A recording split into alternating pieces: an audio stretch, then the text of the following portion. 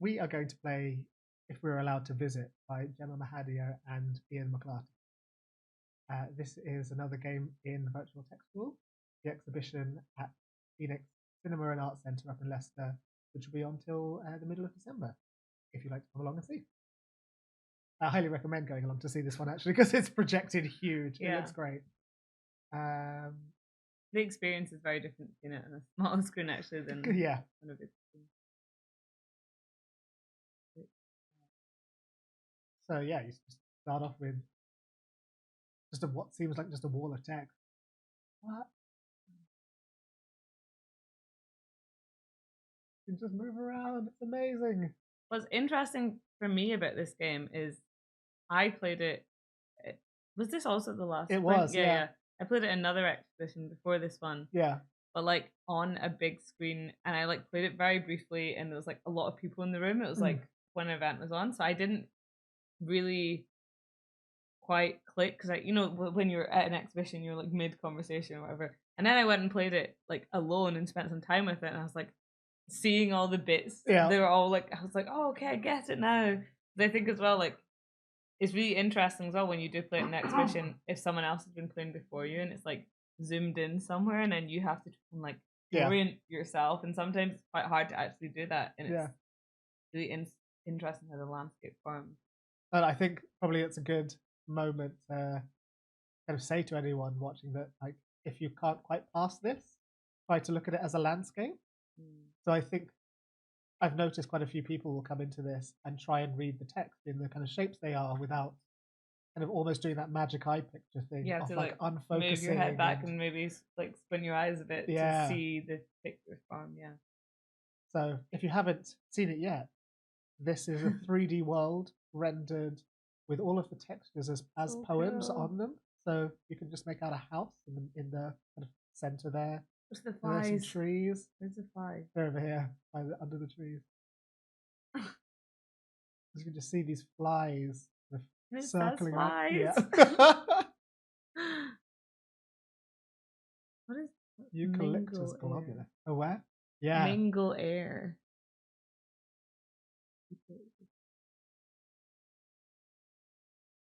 And so yeah, some things are really just kind of descriptive, just say what it is. But then you have these.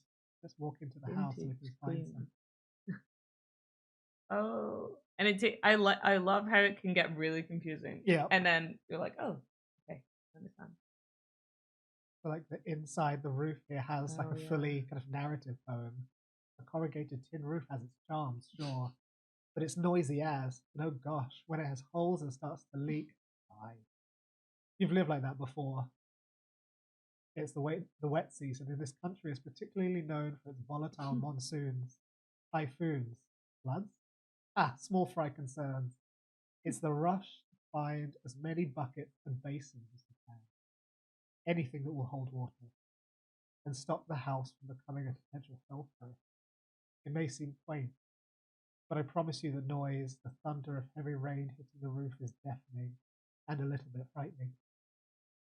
And that's the roof. That's just the roof of this building. It's incredible. Everything has a story. Yeah. There's a cat walking around somewhere as well. There's other rooms, right? Or is it just one? No, there's just this is the shack. Yeah. Have you ever slept in a tin roof? No. Have you? I don't know. I don't think so. I can imagine what it's like. Did you know there's a tin roof church around the corner? Yeah, it's crazy. The tin tabernacle. It's incredible. I imagine. There's a boat inside. Is there? I think so. I've never been inside. Yeah. I'm doxing you. It's fine. I think it's far enough away from my house. We don't need to be doing. Thank God we're not streaming. Yeah. There's this like old like Christmas tree. Like, and it says it says plastic pine needles. That's so good. Like an old plastic Christmas tree just left over from whenever. Like, so what's this? I'm like, what's the story of this shack? They have a old Christmas tree in it, an old plastic Christmas tree. Yeah, and a piano, right? Yeah, let's play the piano. That's the one thing. And there's a little bowl and a bucket. Yeah. But you can go up to the piano and you can play it. And yeah, There's a book on book, it. yeah. This precious coated up that. But someone has scratched out the nameplate, beautifully written owner's full name in cursive with dark, heavy graphite scroll. A little golden book. Yeah. Little golden book stretched Yeah. out to one flat A4 page. The shiny gold spine long gone, faded. Dusty, smeared in mud, dirt, and who knows what else on a farm.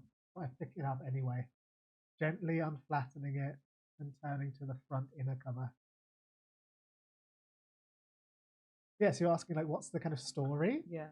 So I think the game came about because Gemma and Ian wanted to collaborate on something, and they collaborated on a kind of poetic piece just like before this. Are they both from poetry backgrounds, or no? So Ian is very much a game maker. Okay. Recently made what's called the Mars exploration game, where you make little robots that have to drive across Mars and deliver games around. Yeah, I know that one. And Gemma is a writer, so kind of journalist and poet. Nice. Yeah, and they wanted to collaborate for ages. And in making this one, they were talking about kind of places that they both remember. So I think Gemma originally is from the UK, but grew up in Australia. Okay, yeah. And Ian, if I'm not mistaken, spent a lot of time in South Africa before moving to Australia. And so they're both kind of remembering kind of scenes kind of like this. Yeah. With, like endless kind of dust. Is that a sign there? That's the sign we started at. Oh, of course. It's nice, isn't it? It's all coming together. Yeah. But yeah, everything in the landscape kind of makes sense. Yeah. Kind of formally. It's great. And you can just wander off down the dust path, but you just get further and further away from this shack and the fence around it.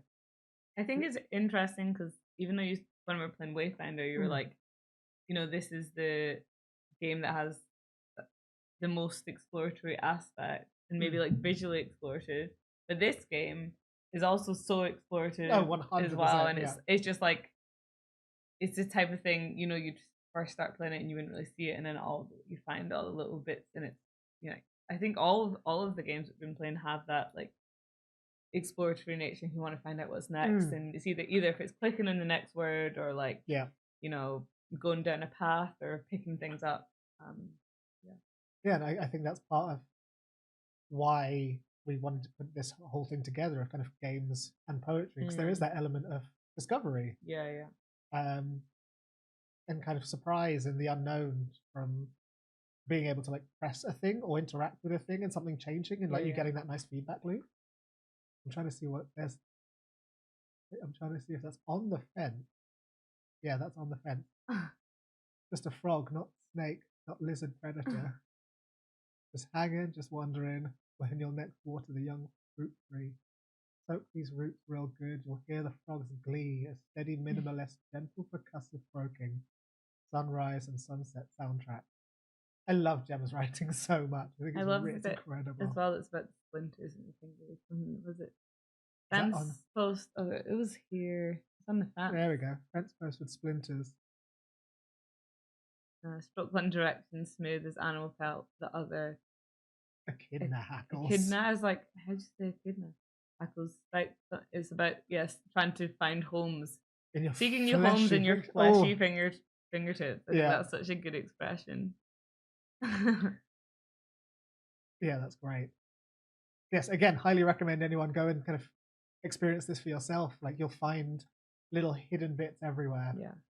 All of the games we are playing at the moment are free to access online. As Susie said, we'll pop the links in the description. Yeah, and I think the great thing is like even though you're seeing us explore bits of it, there's so many other things that we've not even touched on. Absolutely, yeah. Like after all of the like text, seeing this bit with just kind of nothing is can weird. You get a bit with only nothing? Like it's so weird. Sorry, trying to kill a fly. Okay, yeah, you should sing us out. We're except it just does random notes. So Thank you for watching us play. Oh no, I've forgotten the name of this game. Can you sing it? Thanks, everybody. Here are we? Doll.